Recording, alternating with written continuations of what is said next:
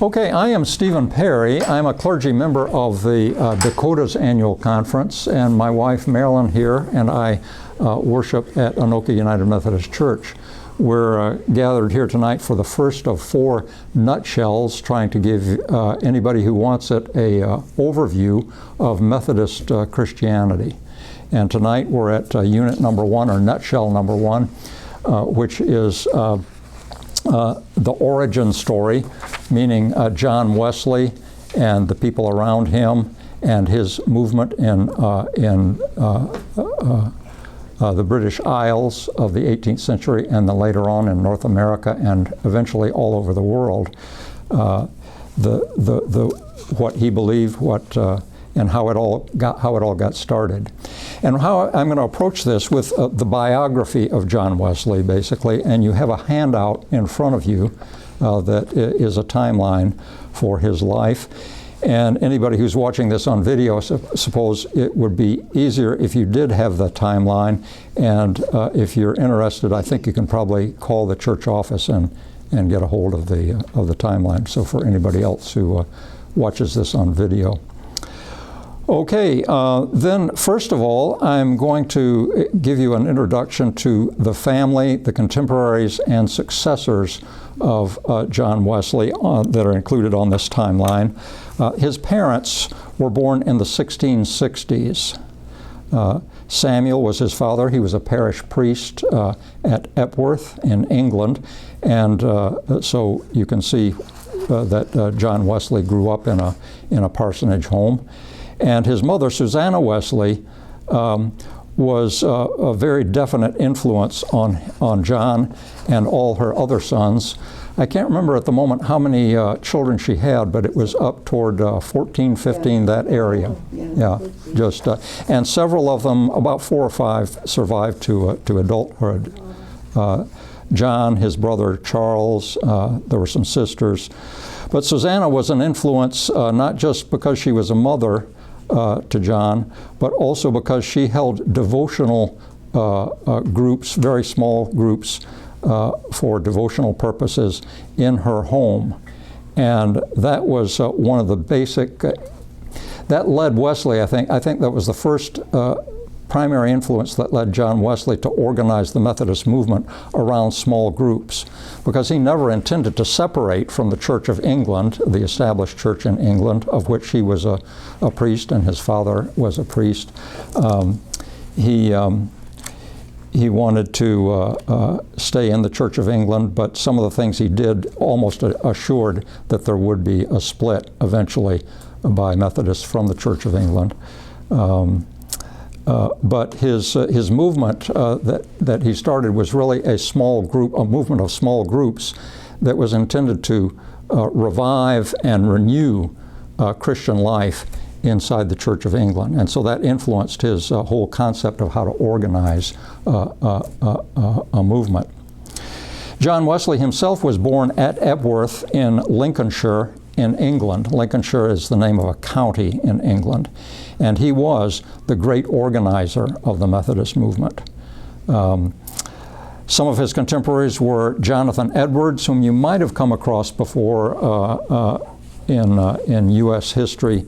Edwards was America's greatest theologian, as he's sometimes called that. He was also a leader in the Great Awakening, the revival and renewal of religion that occurred in the American colonies before the American Revolution. And so Edwards was born the same year as John Wesley, so that's just a comparison between an English person and an American person.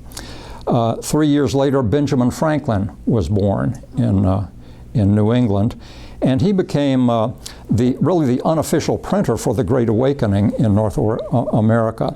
He himself was pretty skeptical of evangelical and revival religion, but he was impressed with the lives that some of these people lived, and thought it was whatever they believed, it was getting them to a point where they were doing some public good. So he tried to support it.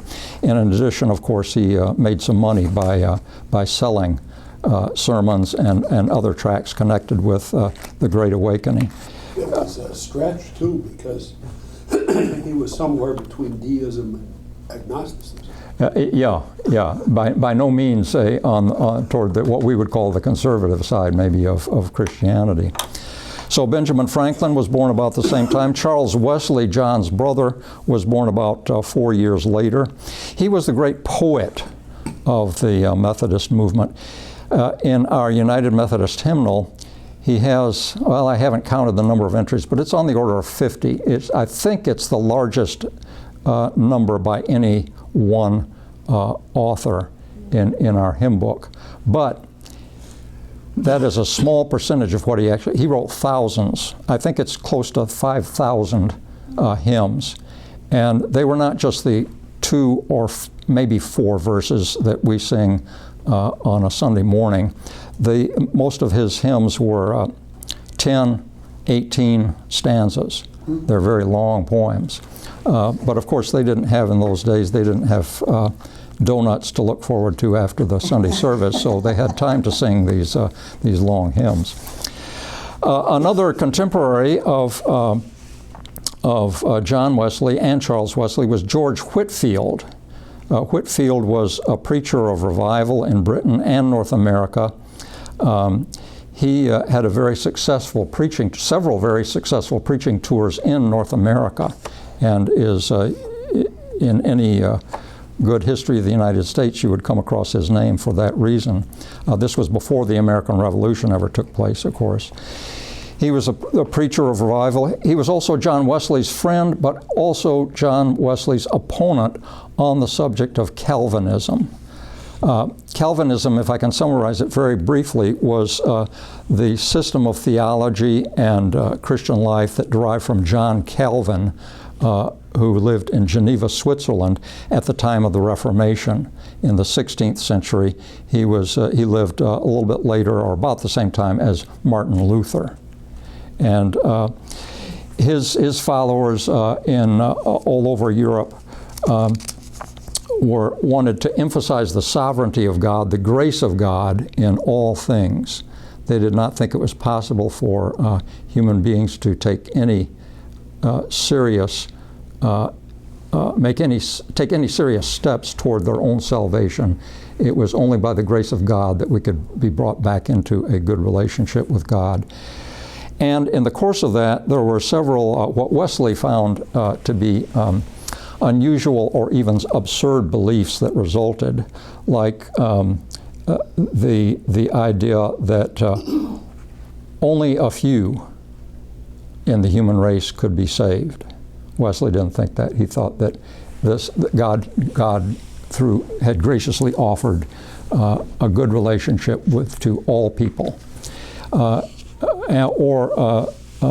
the idea of what Calvinists now call irresistible grace, the notion that if God had decided that you were going to be saved, you could not resist. You'd be kind of zapped and zapped into the kingdom of God, and that would be it. And there was nothing you could do that would get you out of that state. And that was called the perseverance of the saints, that once you were a saint, you were always a saint, and you couldn't there was no such thing as backsliding, although obviously there was. And so Wesley found this very difficult to deal with, and he thought it put a burden really on the ordinary Christian to have to think of this as essential to the Christian faith. So there was a lot of dispute in the 18th century about Calvinism, and Wesley was a part of that dispute. But he was friends with Calvinists, and there was a Calvinistic Methodist movement. It was part of this movement that Wesley was a part of, even though he disagreed with them. And he stayed friends with George Whitefield until Whitefield's death. Whitefield had left instructions that Wesley was to preach his funeral sermon, and Wesley did that. That was just, in spite of their differences, they remained friends. Another contemporary of Wesley's was Francis Asbury, whom he actually commissioned to come to America and served as the first Methodist bishop in the United States after America won its independence from Britain. And then the last contemporary I've listed here is a man called Olaudah Equiano, whom I would venture to say that none of you have heard of before, and his name doesn't usually come up in discussions of Wesley. Olaudah Equiano was a member of the Igbo people of southeastern Nigeria, and he was sold into slavery very early in life, about when he was 10 years old, brought to the Caribbean and then to South Carolina and Virginia.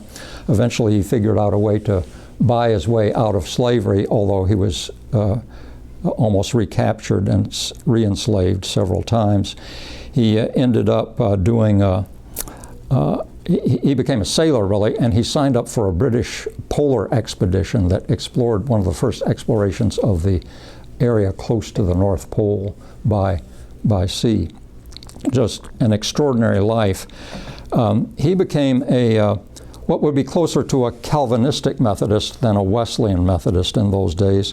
But John Wesley subscribed to Equiano's autobiography when it was published in the late 1780s as a part of the British attempt to get Parliament to abolish the slave trade.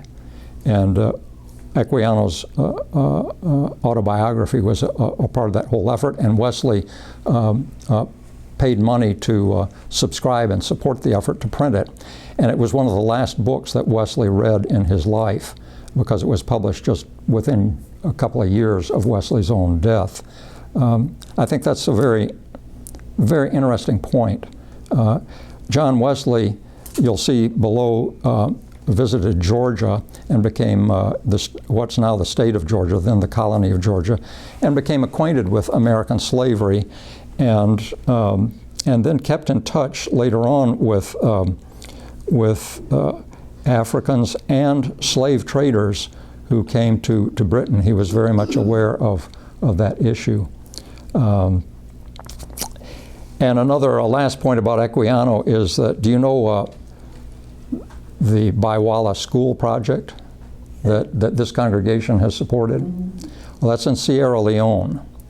And Equiano, at the end of his life, was, well, not quite the end, but toward the end of his life, he was one of the leaders for one of the first expeditions to bring British Africans to Africa and settle them in Africa in an independent nation, freed African slaves. So that's just, there are surprising connections in history, and that's one of them, I think. Now, to get back to Wesley's own biography, in this handout, by the way, I've tried to color code each decade of Wesley's life here, and it's easy to remember how old he was. In the 1720s, John Wesley was in his 20s for most of the 1720s, since he was born in 1703. And so in the 1720s, in his 20s or before, actually, he was at Oxford University, first as a student and then as what we would call a faculty member. He was in 1728 ordained priest in the Church of England. And then in 1729, he and his brother Charles started the first so-called Society of Methodists at Oxford. Again, a society was a small group of Methodists, a little larger than a dozen. It depended on, well, when they started, they might be very small. When they could get large, too. But Wesley never planned to start a congregation. A society of Methodists was supposed to attend their parish church in the Church of England. The Society of Methodists was supposed to encourage them in their own spiritual lives. And so John and Charles started this first one when they were at Oxford. And here's the origin of the word, why Methodists are called Methodists. As Wesley explains in his pamphlet, The Character of a Methodist, Methodists were called that either because, in an allusion, it says to the ancient sect of physicians that were called Methodists, because they used a method, or from the Methodists that Wesley started, from observing a more regular method of study and behavior than was usual with those of their age and station, unquote. The term Methodist was originally a pejorative term. It was like saying you were kind of a nerd, a geek, rigid, and you followed a discipline, maybe sucking the life out of something.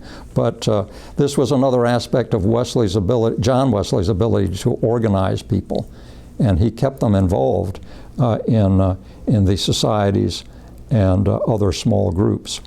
Now I want to turn to, since I've mentioned the character of a Methodist, from which this quote about the origin of the term Methodist is taken, I want to turn to the third page of our handout and read you something that I just found, when I first read it, I just found it very persuasive and just a beautiful summary of what Wesley meant to say a Methodist was all about, and what I think too is what a Christian is all about. Wesley is here in this quotation on the third page of the handout. What he's saying is that a Methodist is essentially a Christian. We're not supposed to be distinguished by anything that separates us from other Christians. We're supposed to be whatever a Christian is supposed to be. And Wesley defines that as loving God and loving your neighbor. And so let me read this. Of course, it's in older language, and it uses the terms he and his and gendered pronouns like that in a way that's hard to tell whether he means to include women, but I think in this case they are included. So just keep that in mind. And let me read this to you then about what a Methodist is according to John Wesley. He says, "And while the Methodist thus always exercises his love to God by praying without ceasing, rejoicing evermore, and in everything giving thanks, this commandment is written in his heart, that he who loveth God loves his brother also. And so the Methodist accordingly loves his neighbor as himself. He loves every man as his own soul. His heart is full of love to all mankind, to every child of the Father of the spirits of all flesh.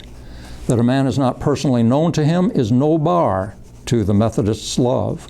No, nor that he is known to be such as he approves not, that he repays hatred for his good will.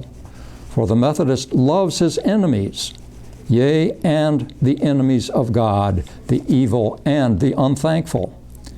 And if it be not in his power to do good to them that hate him, yet the Methodist ceases not to pray for them, though they continue to spurn his love, and still despitefully use him and persecute him. For the Methodist is pure in heart. The love of God has purified his heart from all revengeful passions, from envy, malice, and wrath, from every unkind temper or malign affection. It hath cleansed him from pride and haughtiness of spirit, whereof alone cometh contention." So loving our neighbor, loving God, loving our neighbor as ourselves. This is the essence of, for Wesley, what is Christian and what is therefore Methodist. Wesley was under no illusions that this is a tremendously high ideal to live up to. And he did not think that he or anybody else could accomplish this by himself. It would require the grace of God, the help of the Holy Spirit. It would require friends. It would require a community It would require those small groups that Wesley was so skillful at organizing. We need, if we are aware of what really goes on inside of ourselves when we start to relate to other people or to God, there's a lot of mixed emotions in there, isn't there? And so we need help to sort those out and to figure out how to love even our enemies. Now, I think loving our enemies, I don't want to get too far off the subject, but we need to keep a definition in mind of what that is. Loving your enemy or loving someone does not necessarily mean you like them, but looking out for their welfare, doing what you can to improve them if they need improving, stopping by the side of the road if they're in an auto accident. Those are the kinds of acts of love that Wesley had in mind when he said we need to love our neighbors, we need to stay in love with God. But as I say, we need help, lots of help to be able to do that consistently. Okay, then back to the first page of the handout. We're into the 1730s, so Wesley is in his 30s. In 1735, John and Charles sailed to the North American colony of Georgia as Anglican missionaries of the Church of England. And here is where John and Charles both became acquainted with American slavery. But for one reason or another, things did not really work out as they had hoped in terms of their being able to start some kind of revival or renewal, or bring Christianity to Native Americans or anything like that. And so they left after a couple or 3 years, as you can see here. John returned to England in 1737. And Charles had already returned by that point. In 1738, John had a religious experience that in other years, the United Methodists and other Methodists celebrated as the key experience of Wesley's life. His biographers today are not quite sure it was the key essential experience, but it was one of maybe several. Certainly in 1738, John experienced the assurance that God loved him. This happened while he was listening to a reading of Martin Luther's preface to the Epistle to the Romans, and he was just very moved by what Luther had to say about grace and good works, and how good works were the fruit of God's grace working inside somebody. But God loved us before we even knew that there was a God. And God forgave us. This kind of grace, this kind of love, Wesley just had not hit home yet for him until this particular moment, according to his journal and all we can tell. But again, it was not the only such experience in his life, and he observed this kind of experience in other people as well. In 1739, John preached for the first time in the open air of Bristol, a city in western England. And by open air preaching, that meant not preaching inside the parish church of the particular place he was at, but to usually fairly large numbers of people outdoors.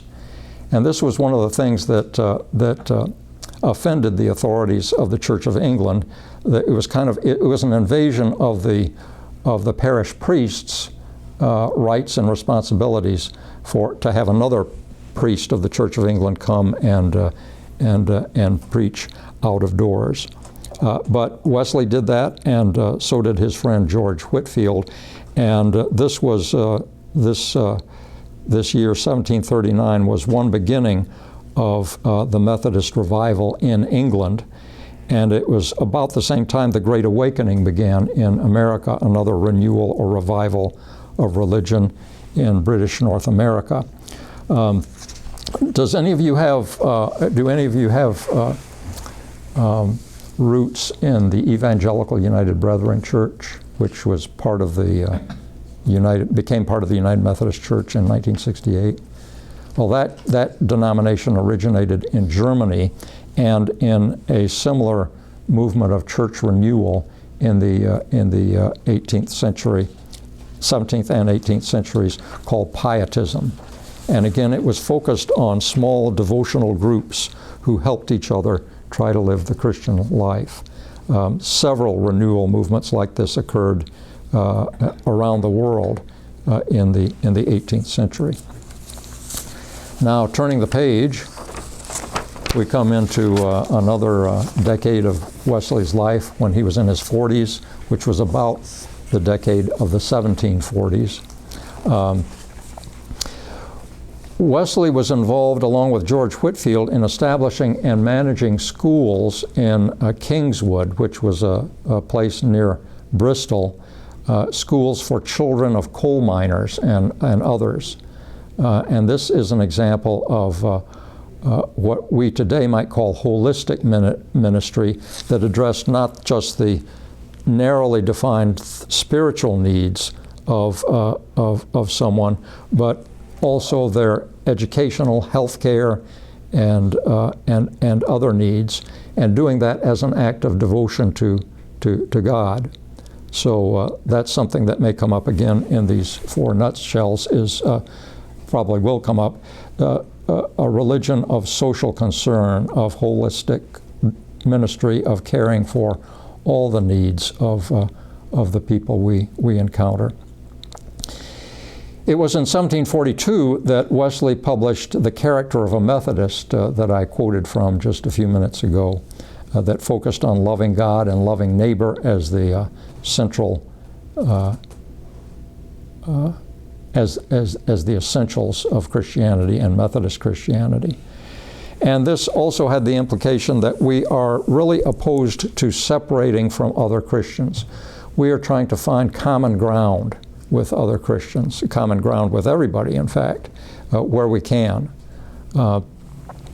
And we're not looking to distinguish ourselves in some way by or separate and stay apart, form a different community that's known for its some particular belief or unusual even practice. The next year, Wesley published The Nature, Design, and General Rules of the United Societies, and this is the source of the three simple rules that we'll go into in one of the later nutshells of Methodist Christianity.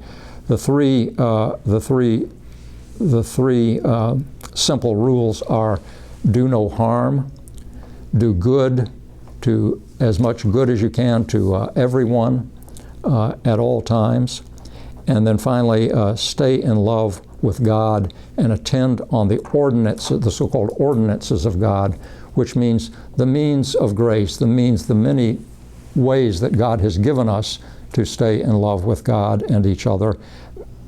Everything from attending church or being part of a small group on a regular basis to get support, to reading the Bible, to taking Holy Communion, many other things God has given us to stay in love with God. So those are the three simple rules that Wesley gave his societies, and they were to follow them. The societies that were not yet congregations, but would eventually be. The following year, 1744, the annual conferences, Methodist annual conferences, began in England with Wesley as the person in charge, and with the members of the annual conference being the so-called traveling preachers. Wesley appointed preachers to each of the societies that he or others had founded around the British Isles, and the annual conference was a gathering of these preachers, and it's the beginning of our system of organization today of the United Methodist Church into annual conferences. We are part here in Anoka, Minnesota, of the Minnesota Annual Conference, and that again, there's the organizational genius again. I mean, of Wesley, where his concept of an annual conference is still with us today. getting not just the preachers, but getting the lay people together and consulting with each other, trying to figure things out. How can we address today's world with the Christian faith? In 1747, John's brother Charles wrote, I think, one of the most important and beautiful hymns about Christian love called, and you probably know it, Love Divine, All Loves Excelling. It's in the United Methodist Hymnal at number 384. And another reason I put this in here is that it illustrates the very interesting relationship that John had with his brother Charles. As with John and George Whitefield, John and Charles had a complex relationship. Charles wrote in his hymn, Love Divine, All Loves Excelling, a line that read, take away our power of sinning. It was a petition to God. This hymn is a prayer to God to send us love, and also then to take away our power of sinning. John didn't like that, and so he changed it in the early Methodist hymnals to not take away our power of sinning, but take away our bent to sinning. What's the difference? Bent means tendency toward sin.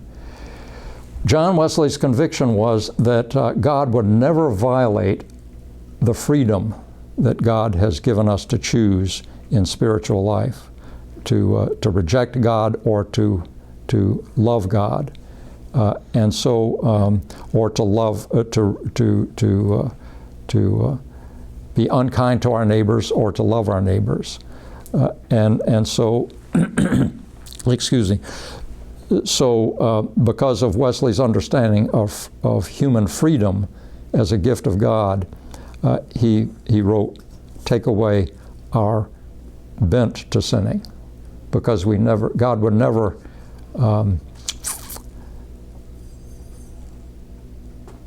leave us without the power to reject God. So it seems like maybe a trivial point, one word, but for John Wesley, this was a key point. It had a lot to do, it had to do with freedom. In the 1750s, on my timeline here, I have white space, and there's just one entry that John Wesley, J.W., was in his 50s, in the 1750s. He did not take a sabbatical at this point and do nothing.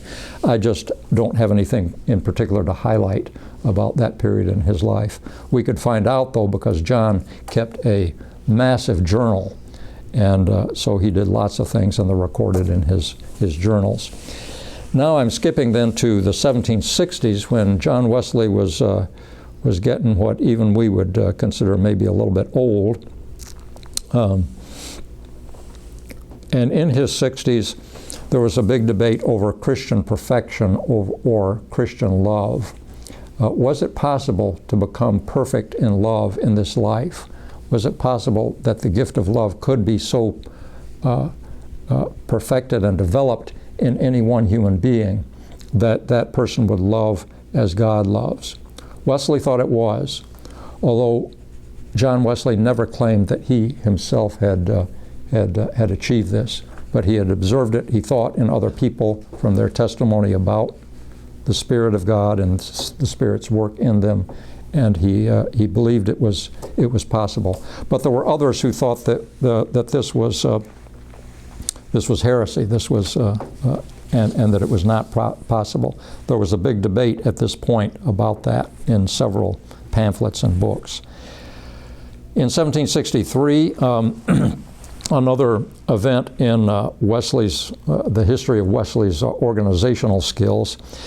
He was not a lawyer, but he himself wrote out a model deed, a property deed for Methodist chapels, which were the first, that's where the Methodist congregations emerged out of Methodist societies.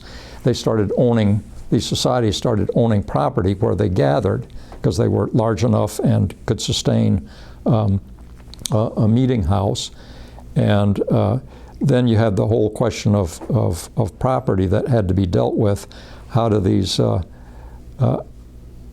we make sure, Wesley thought, how do we make sure that the Methodists can always appoint a Methodist preacher to one of these, any of these Methodist chapels? And as a result, we have what is today called the trust clause in church property holding in this country, and an example of that would be the deed by which Anoka United Methodist Church holds its property. We are not the owners in this congregation of this property. We hold it in trust for the United Methodist Church to be administered according to the discipline of the United Methodist Church. That is the glue, or the legal glue at least, that holds together excuse me, the denomination. 1765, if you want to read an important sermon by John Wesley, The Scripture Way of Salvation is a good one to start with. So I put that in there. That is widely regarded as a summary of his understanding of how God works in us, no matter who we are, no matter where we are, and brings us into a closer relationship to God and closer relationship to the people around us. A plain account of Christian perfection is I'm just going to take a break here. How are we doing on our time here? We're supposed to be adjourned pretty quickly here, aren't we? It's 7:15 almost. Yeah. Okay. Well, we'll continue because we're almost finished, actually. A Plain Account of Christian Perfection is Wesley's longest writing on Christian love. But it's a fairly difficult writing to get through because a lot of Wesley's writings were involved in the details of the moment. But that is the place to go to see his developed expression of all the implications of Christian love. In 1769, back to the origins of this, our own country, Wesley sent the first lay preachers to British North America, 1769, and the American Revolution was not far in the future at this point. In the 1770s, Wesley was in his 70s for the most part of that decade. Again, Calvinism was debated in print, and a number of Wesley's writings of this time are discussing Calvinism again, and Wesley's differences and his and the places where he found common ground with John Calvin and John Calvin's followers. By the way, today the descendants of John Calvin, denomination-wise, would be Presbyterians and Congregationalists, although they may have departed as far from John Calvin as some of us United Methodists may have departed from John Wesley. So don't hold them to what I've said here about, if you know Presbyterians, don't hold them here to everything I've said about Calvinism. But that's if you know a Presbyterian, that would be someone whose founder was John Calvin, as our founder was John Wesley. And then another event that was very important for the history of the United States, in 1771, John Wesley appointed Francis Asbury to the charge known then as America, meaning the whole continent. And Asbury became later on the first bishop of the Methodist Episcopal Church, and was one of the great organizers of American Methodism. In 1774, John published his thoughts on slavery, and that again is a horrendous account of what slavery really involved, and why John thought why emancipation should come soon and the slave trade should be abolished. In 1775, he wrote a calm address to our American colonies in which, and this is one of the real ironies of John Wesley's life and legacy, in that on that little pamphlet, John opposed the American Revolution. And yet, John Wesley became the theologian for perhaps a larger number of Americans than any other person we could name. There were millions of American Methodists eventually, and in England or in the British Isles, there were far fewer. And Wesley realized that after the American Revolution, after the United States won its independence from Britain, Wesley accepted that, and you'll see back down in the entry for 1784 that he approved the founding of the Methodist Episcopal Church and gave its clergy the Sunday service for worship and the Articles of Religion for doctrine, and he sent more ordained ministers over to the United States. The Articles of Religion, Wesley's Articles of Religion, still stand at the beginning of our Book of Discipline as a statement of Christian doctrine. And then just to bring this to a conclusion, Charles, John's brother, died in 1788. John died just a few years later in 1791. A few weeks after Charles died, the story is that John Wesley was leading worship somewhere and wanted to have the congregation sing a hymn, and he chose his brother's hymn, "Come, O Thou Traveler Unknown." Excuse me. "Come, O Thou Traveler Unknown" is based in the Bible on the story of Jacob and Esau in Genesis. And Jacob's, the night before, you may remember this, the night before Jacob crosses a river and is to meet his brother Esau, which he thinks Esau is going to want to kill him. And the night before, though, Jacob has a dream, and he wrestles with a mysterious being, an angel. It's not exactly clear, but there's enough room for interpretation that in the 18th century, this being with whom Jacob wrestles could be interpreted as Jesus himself. And this hymn of Charles Wesley's goes on for about 18 stanzas about this wrestling match, and that's a metaphor for spiritual life. Spiritual life is not always harmony and good feelings. It's a struggle, as we know many times, and so Jacob is struggling to find out who this person is with whom he is wrestling, and it turns out to be divine love. Well, at any rate, the opening lines of "Come, O Thou Traveler Unknown" by Charles Wesley are, "Come, O Thou Traveler Unknown, whom still I hold but cannot see. My company before is gone, and I am left alone with Thee." When the congregation got to the point of singing, "My company before is gone," John started crying because he referred that line to his brother. "My company before is gone. My brother Charles is gone." That's a touching story, and it's recorded in the United Methodist Hymnal at number 387. And that brings me to just a few suggestions if you want to pursue any interest you may have in the Wesleys and early Methodism. One of the greatest resources we have is our own United Methodist Hymnal, which is in the pews, and you can get a copy of it. It's easily available. The hymns of Charles are some of the best summaries of early Methodist understanding of Christianity.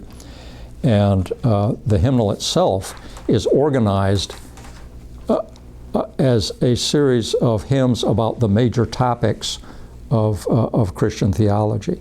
It's really, and there are a number of prayers in the hymnal as well.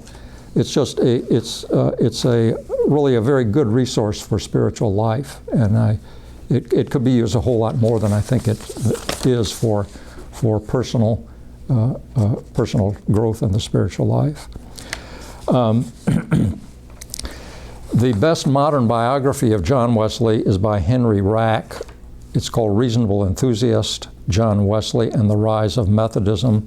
It's a long book. It's about that thick, more than an inch thick. But if you like reading, if you enjoy reading, it's pretty well written, I would say, for a biography that's written by someone who gets into all the details and all the disputes about Wesley's life that there are.